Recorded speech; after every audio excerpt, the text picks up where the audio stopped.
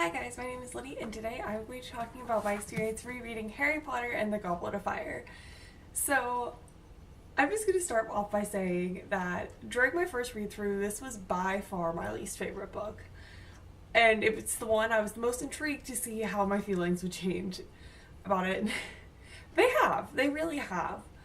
It was a really interesting experience though, because when I started the reread, the first 150 pages or so, I spent a lot of it being really bored, honestly, which is kind of how I felt about this book in its entirety.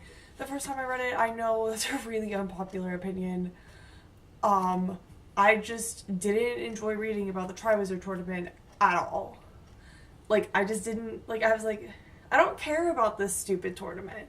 I care about Voldemort, I care about Harry's friendships, I care about Sirius, I don't care about the Triwizard Tournament. This time I felt about it a little differently, especially, knowing why the Triwizard Tournament was as it was, and, why Harry was in it. That's really what I mean, why. What point it was to have Harry in it. Knowing the point made this book a lot easier to get through. And also, I forgot how funny this one is. There's just so many funny moments. I mean, all of them are, but I feel like this one had especially a lot of really funny moments. So I definitely enjoyed it a lot more. I moved it from a 2-star rating to a 4-star rating. So this is definitely the one my feelings have changed on the most. Maybe not the most, because I feel like Sorcerer's Stone, I still, even though its rating didn't jump as much, I just love it so much more. Speaking of, in my first video, when I was discussing the Sorcerer's Stone, I said that I didn't move up my star rating, and I just kind of kept thinking about that book, and I'm still thinking about how my feelings have changed on the book, and I actually did end up moving it up to a 5 out of 5 stars, because I just adore that book, and it's one of my favorite books of all time now. So, yeah, it deserves a 5-star rating. It took me reading a 4.5 out of 5-star book, and when I do my Goodreads reviews, I round up. So, if it's a 4.5 or higher, I'm going to put it as 5 stars on my Goodreads. Just that's how math works. So that's just how I do it.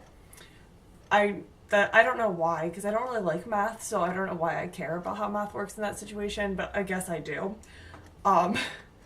So that's how I do it. But anyway, back to the Goblet of Fire. Much like Quidditch, reading the Triwizard Tournament this time definitely was more an enjoyable experience for me. I still think the story translates slightly better into a movie than it does as a book. That being said, they missed so many things in the movie that were really important, and that was really frustrating. And I think the next time I watch it, I'm going to be more frustrated with it than I have been in the past, just for having the book fresh on my mind. But yeah, so let's just get into the little things. I think this is one of the books I relate to Ron the most in. And I feel like everyone gets really mad at Ron in this book, which I can understand, because he's, acting like a child. Keeping in mind, he is only 14. But just seeing how he, at this point is okay, I'm always in the background and I just can't take it anymore. That is an understandable feeling to have. And I have related to that in the past. I understand where Ron's coming from. And he still wanted to help Harry. I don't know, it just, he didn't want to see Harry fail, but he also didn't necessarily want to see him succeed. And he was just in a really tough place, because, it's hard to be in the background of anyone, even people you really care about. And, that's part of, sinful human nature coming in, and I get that. But, some of Ron's feelings were really valid, and he responded in the wrong way. But, I definitely have an appreciation for Ron. And, after that first task, he is right back by Harry's side. And he constantly wanted to be with him. And, Ron and Hermione's reactions to Harry's Scar story just showed just how much their friendship, or his friendship, means to them, and how important he is to Ron and Hermione. And, like, that was really touching. Speaking of Hermione, SPEW, guys, is my favorite aspect, probably, of the entire series. I love SPEW, and I have a few reasons for it. One, I just love Hermione's, like, complete and utter desire to see justice everywhere she goes. I love that she sees this group, I guess people's not the right word, but she sees this group who's underrepresented, who's underappreciated, who isn't paid, and she goes and she's like, I want to do something about this. And she doesn't care that she's just 14. She goes out there and does it. And that is just so beautiful. And is a really good reminder to, like, look at the world around us and realize that everyone has humanity and that everyone deserves basic dignity and respect. And I just really appreciate that. But I also appreciate, on top of that, that it kind of demonstrates how Hermione is flawed as a character. And it's brilliant. Because, like, we want to make our favorite characters and our favorite people in this world in general out to be perfect, and they just aren't. There's no one perfect except for our God and Savior. So, like, we sometimes project perfection on to people we admire or characters that we admire. So, like, seeing how SPEW is something that also reflects that Hermione has flaws and is blinded by what she sees is really important, I think. And what I mean by that is, like, there's constantly people in her life telling her, like, the house elves are happy. And, like, I understand that, like, they still are undertreated and, like, or mistreated and underappreciated, and, like, something does need to change. But, like, the angle didn't need to be freeing them. Like, her goal could have shifted when she realized, or when it was pointed out to her that the house elves loved serving humans. Like, but she didn't shift her goal. She just had the goal, the house elves have to be freed, so I'm gonna do it. And that definitely has real life application. Like, we can't just jump in to other people's lives and, like, try to help them in ways that they don't actually need help. Like, if we're gonna go out and help people, we need to make sure we're actually helping them and not just making different, like, just not making, like, adding other issues to their lives. Like, this has so many applications, like it has in the mission field, just in general. Like, it can happen, and I just think that's really important, and I really love that that's in this book. I don't know if that's quite what Rowling intended to come out of it, but that's what I take from SPEW, and that's why it's one of my favorite aspects of the book and why it means so much to me, and part of the reason that Hermione is one of my favorite fictional characters of all time. I just think it's really beautiful, and I also just think her compassion for Winky is really beautiful.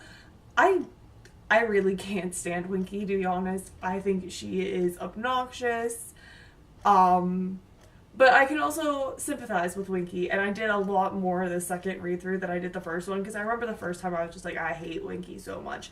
This time, like, I still was frustrated by her, but, like, I can understand, like, having your entire world changed that abruptly, especially since it wasn't actually her fault, is just, that would be incredibly difficult.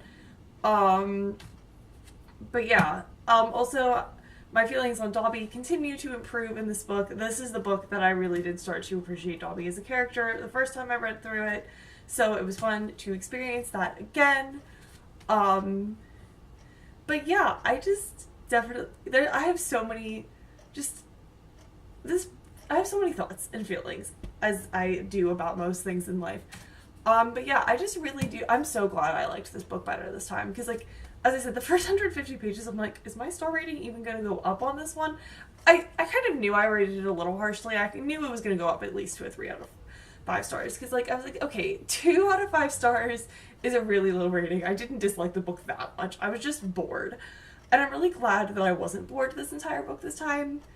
It did take me longer to get through, and that did have more to do with the fact that I don't like this book as much than the length. It was a bit of a combination of those two things, because it is quite a long book. And if I'm going to read a book this long quickly, I have to be really, really enjoying it, because I'm not the quickest reader, and I do have a full-time job. So, yeah. Also, I actually have thoughts on Harry in this book. What are the chances? I have some things to say about Harry. This is one of my favorite books for Harry as a character. I mean, sometimes he lashes out and gets, like, really angry, but, like, everyone does that, so, like, it's okay. Not okay, but, like, it's understandable. But, like, you really see the complexity of Harry as a character in this book. You see that Harry is a regular teenage boy who's jealous when someone else is dating the girl that he likes, but you also see that he's a genuinely kind, caring individual, and even though he's bitter towards Cedric, he still wants to help Cedric, and I just think that's really great. And I kind of forgot how much I like Harry as a character until rereading this book. I mean, the first 4 books in general, I like Harry better than I do in the last 3. Or at least that's how it was in my first read through, and I don't really think that's going to change. Especially Order of the Phoenix, because, oh, Harry and Order of the Phoenix. Oh, goodness. But, you definitely see just more complexity from Harry. You see how conflicted he is about bringing other people into his struggles. And you see how sometimes his motivation for that is pride, and sometimes it's because he legitimately just doesn't want to cause anyone else any trouble. And I just really appreciate that. And yeah, I just think that Harry is pretty solid in this book, and I really appreciate that. Just since, like, he is the protagonist of the series, so it's nice when I really am appreciating him as a character, since, as I've said before, he's not really my favorite. But yeah, I don't really think I have anything else to say about the Goblet of Fire. My feelings on it definitely have changed. But it's also still definitely on the lower end for, like, my favorites in the series. I'm not going to tell you exactly where I'm ranking it right now, because I'm going to talk about that in the Deathly Hallows video when I have, like, everything solidly figured out. But I am excited that I am getting, like, a more solid idea of, like, what order I like the books in. That's been super fun, and I'm really excited to continue. And now that I filmed this video, I can start Order of the Phoenix, and I'm so excited to start Order of the Phoenix because, as I said at the beginning of this, it's one of my favorites. So things I'm looking forward to seeing in Order of the Phoenix. Oh, wait. I forgot something. One of the things I've been doing in this reread is I've been trying to focus more on the side characters. And one of the biggest goals I had was figuring out Fred and George, because I know so many people love Fred and George so much. They're some of the most popular characters in this series, and I'm just kind of like, they're comic relief, but I don't see much other point. Rereading this book made me realize how great Fred and George actually are. They really care about Harry. They really care about their siblings, and you just see that so much. And, like, I also really wanted to see how they were distinguished from each other, because, like, I've always lumped them together as one, which I hate, because twins are always 2 different people. And I, like, wanted to see if that was just me not paying attention, or if that was because they weren't written as distinguishable characters, because, like, there are twins in my life that I'm very close with, so, like, it's really important to me to, when I see twins in media, to see them be separate people. And Fred and George are very similar, and that's okay, but there's definitely distinguishable facts, and I actually know which Weasley twin is the one I like better, and that would be George. So it was just cool to see that throughout this book, seeing them be caring but also crazy and silly and a little bit insane, but in the best way. But now, back to what I was saying before with Order of the Phoenix. What I'm really looking forward to, and this is why I remember the Fred and George thing, is characters again. So Luna is one of my favorite characters, but I didn't really fully appreciate her until I saw the movies. So I'm looking forward to seeing her in the book and just learning to appreciate her through the book. I'm so looking forward to seeing how I respond to rereading everything about Luna. Also, Tonks as well. I'm so excited to see her come in, and like, I have not ever really connected with Tonks, but I know she's a lot of people's favorite character, so I really want to pay more attention to Tonks as I'm reading this time. I'm really looking forward to that. And the third thing, which actually is related to Goblet of Fire as well, so I'll just talk about these together. Neville. I'm so excited to reread the chapters about Neville's parents, or chapter about like Neville talking to Harry about his parents. I think that is, yeah, that's in Order of the Phoenix. I love Neville. He's one of my favorite characters in the series. I loved rereading Dumbledore and Harry talking about Neville's parents.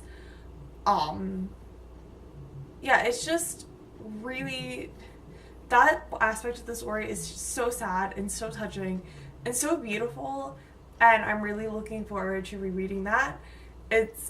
I'm so excited to reread that in like a devastated type of way.